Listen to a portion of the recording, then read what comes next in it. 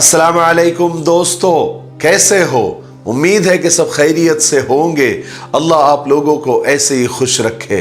सरकार दो आलम सल्लल्लाहु अलैहि वसल्लम की पूरी जिंदगी पर बनने वाली वीडियो सीरीज जिसका नाम मोहम्मद सब के लिए है सल्लल्लाहु अलैहि वसल्लम, ये उसका 57वां हिस्सा यानी पार्ट 57 है। थोड़ा हम रिकैप कर लेते हैं कि हमने 56वें हिस्से में क्या सुना। हमने 56वें हिस्से में यानी पार्ट 56 में बीर मऊना का दर्दनाक वाकया सुना कि किस तरह लोगों ने 70 जलीलुल कद्र हाफिज आलिम कारी सहाबा को धोखे से शहीद किया, जिसका आप सल्लल्लाहु अलैहि वसल्लम को गहरा सदमा पहुंचा। आप सल्लल्लाहु अलैहि वसल्लम ने उन लोगों के लिए बद्दुआ भी फरमाई। उसके बाद हमने गज़वे बनु नज़ीर के बारे में सुना कि किस तरह सहाबा ने और आप सल्लल्लाहु अलैहि वसल्लम ने बनु नज़ीर का मुहासरा घेराव किया, और घेराव इतना सख्त था कि बिना लड़े ही यहूदियों ने हथियार डाल दिए इस शर्त पर कि हमें सिर्फ यहाँ से जाने दिया जाए।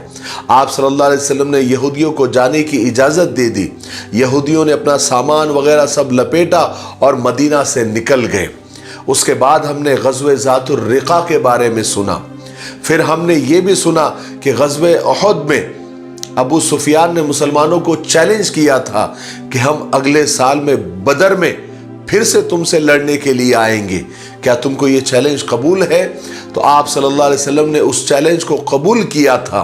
अबू सुफियान ये वादा करके ये चैलेंज करके भूल तो गए, क्योंकि उन्होंने उहद और बदर में मुसलमानों का लोहा देख लिया था, इसलिए वो ये चैलेंज भूल गए थे।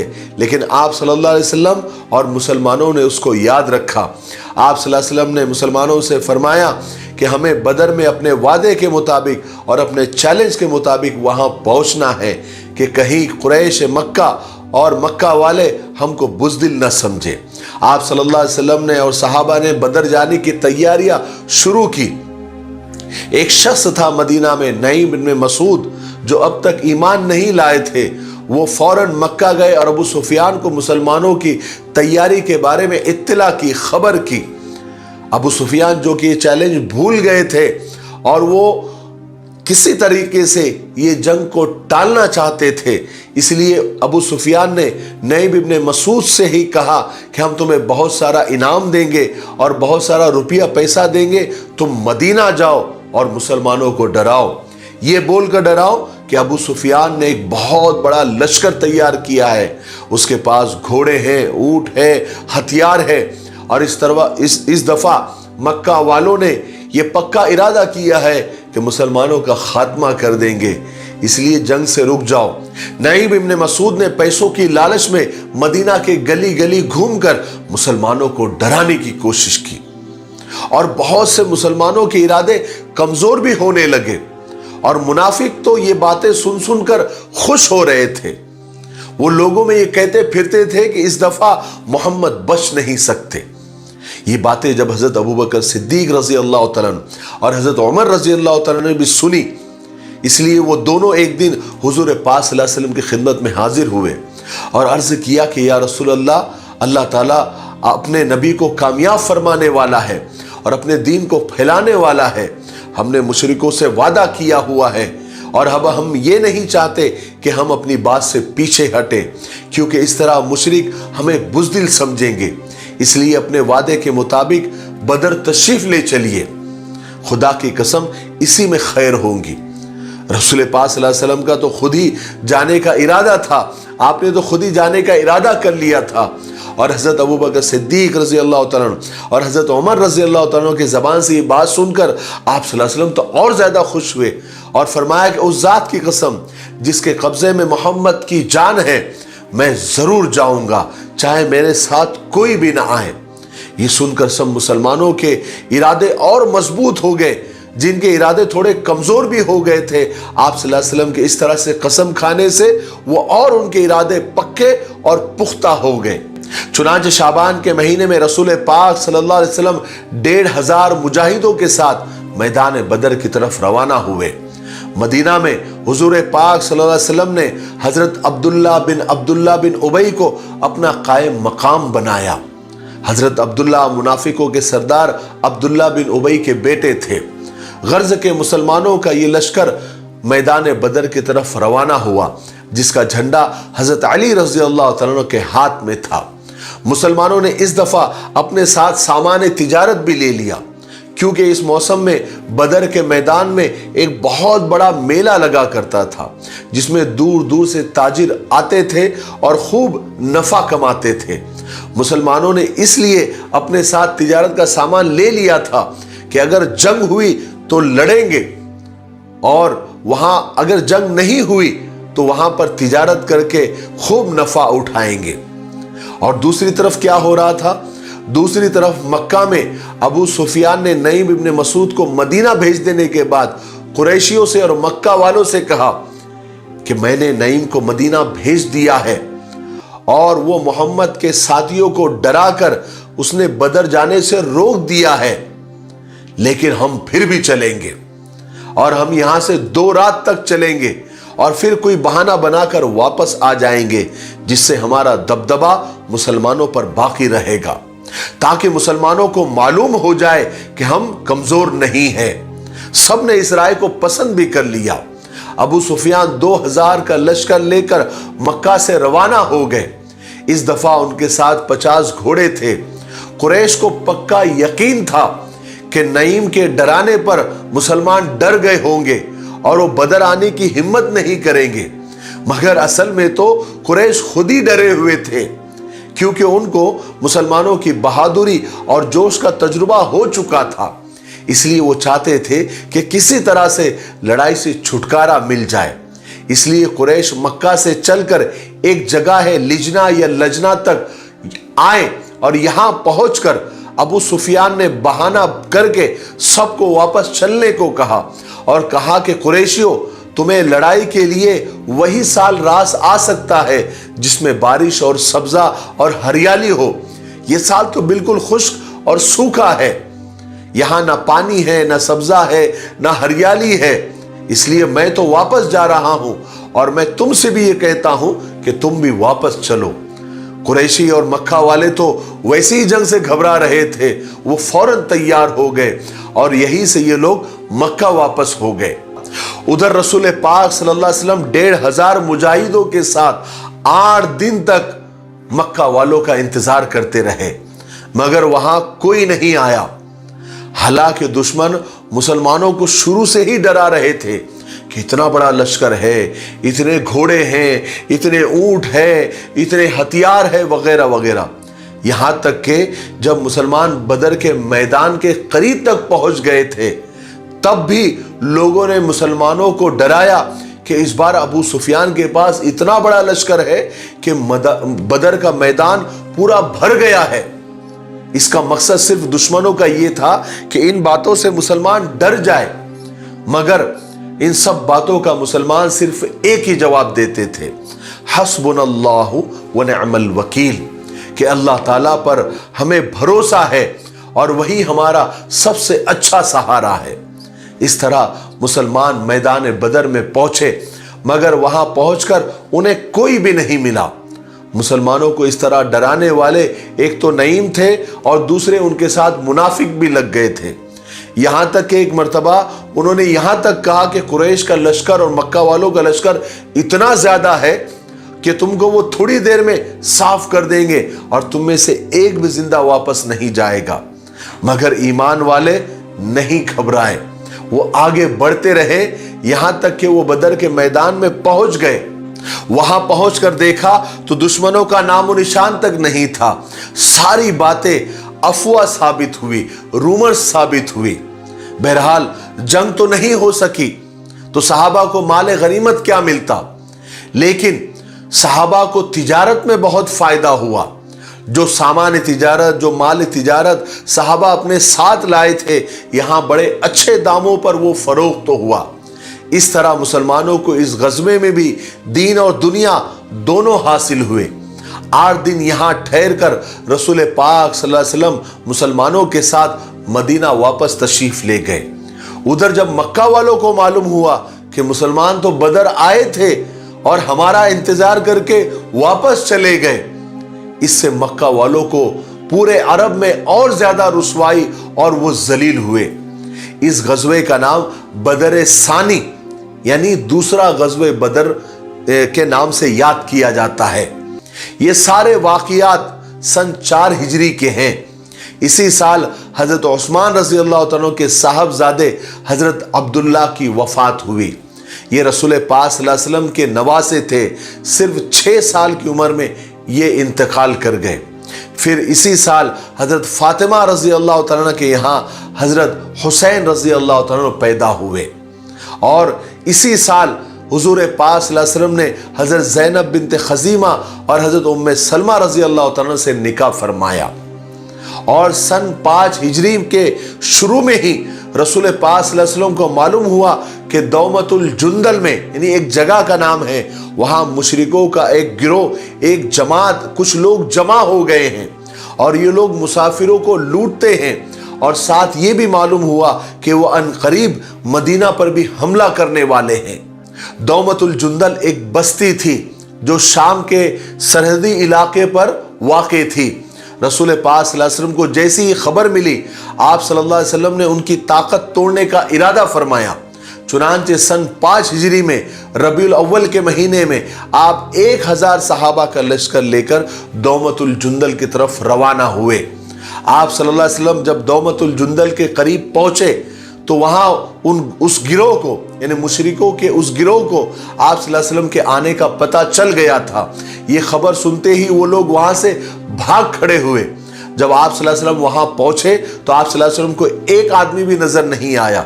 हालांकि आप सल्लल्लाहु अलैहि वसल्लम ने उन लोगों को ढूंढने के लिए सहाबा की जमातें इधर उधर भेजी, लेकिन उस गिरोह का, उस जमात का कहीं कोई पता नहीं चला।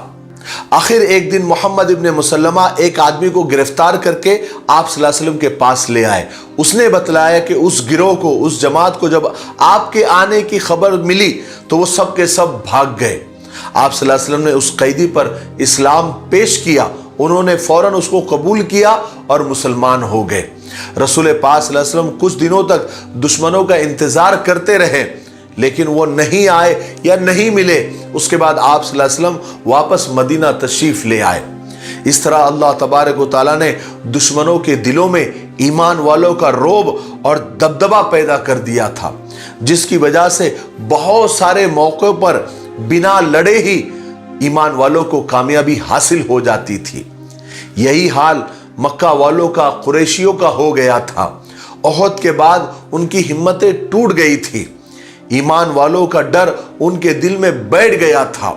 वो रसूल पाक सल्लल्लाहु अलैहि वसल्लम और सहाबा के साथ जंग के ख्याल से भी घबराते थे। इसी तरह यहूदी भी फसाद करने वाले लोग थे और रसूल पाक सल्लल्लाहु अलैहि वसल्लम ये सब बातें जानते थे कि वो मुसलमानों से जलते हैं।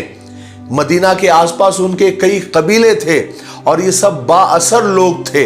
हालांकि आप सल्लल्लाहु अलैहि वसल्लम ने उनके साथ अमन का मुआहिदा और एग्रीमेंट किया था और यहूदियों को बराबर का हक भी दिया था, मगर उन्होंने मुआहिदे की और उस एग्रीमेंट की कोई परवाह नहीं की और मुसलमानों के खिलाफ साजिशें करने में लग गए। ईमान वालों के खिलाफ तलवारें उठाई। इसलिए आप सल्लल्लाहु अलैहि वसल्लम ने पहले बनु कैनुका को और फिर बनु नज़ीर को मदीना से जिला वतन कर दिया और इससे दूसरे यहूदियों पर भी मुसलमानों का रोब और दबदबा पैदा हो गया। उनकी साजिशें कम तो हो गई, मगर यहूदियों के दिलों में मुसलमानों से नफरत भरी हुई थी और मुसलमानों की तरक्की देखकर हर वक्त जला करते थे, हसद किया करते थे। बनु नज़ीर के यहूदी मदीना से निकल तो गए, मगर अब रसूल पाक सल्लल्लाहु अलैहि वसल्लम और मुसलमानों से उनकी दुश्मनी और ज्यादा बढ़ गई थी। मदीना से निकलने के बाद कुछ तो शाम की सरहद की तरफ चले गए और कुछ खैबर के किले में जाकर आबाद हुए। खैबर में उनकी बड़ी आओ भगत हुई।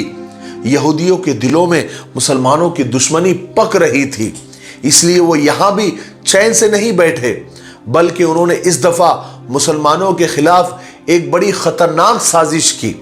बनु नज़ीर के जो यहूदी खैबर में आकर बसे थे, उनमें बड़े बड़े सरदार भी थे। उन सरदारों के जो नाम है जो काबिल जिक्र है, हुई बिन अख्तब, सलाम बिन मशकम, कताना बिन अबू हकीक और अबू आमिर फासिक थे।